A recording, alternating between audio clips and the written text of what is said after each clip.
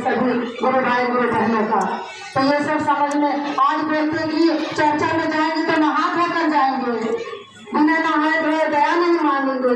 अगर रोड पर 10 रुपये गिरा रहेगा तो क्या बोलेंगे कि नहाएंगे तब पैसा उठाएंगे? ऐसा सोचेंगे नहीं, पैसा मिला तो झट से देखेंगे, फट से उठा लेंगे।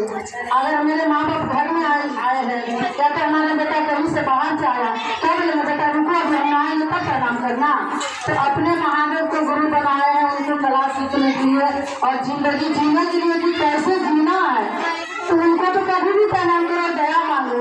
बर्तन भी धो रहे थे वैसे आप मेरे गुरु से दया करिए महादेव, आपका काम नहीं हो रहा है आप करवाइए। और यहाँ तक के आने का क्या मैं सोच रही थी कि मैं आऊँगी, उन्हीं के दया से यहाँ तक आई थी। और इतने सारे लोगों के बीच में जो 2 शब्द बोलने का मेरी औकात है बोलने का, सब उनकी दया से बोल रही हूँ। कहाँ पहले तो डर जाती थी, छुप जाती थी कि मैं क्या बोलूँगी, मुझे तो बोलना भी कुछ नहीं आता है, कैसे क्या बोल पाऊँगी।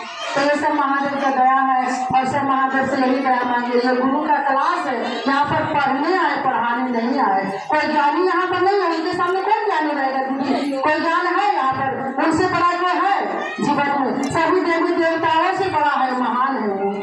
तो अपने वाणी को विराम दीजिए। समझते नहीं है तो कैसे बोलूँ? कभी कभी चाहती हूँ दीदी, नहीं जा पाती।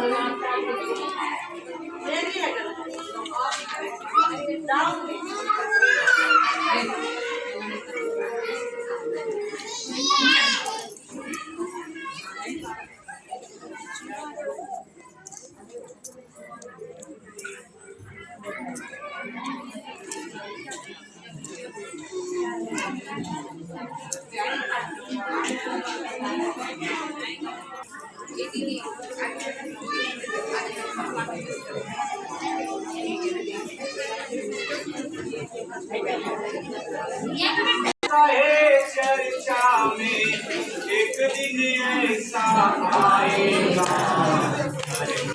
आएगा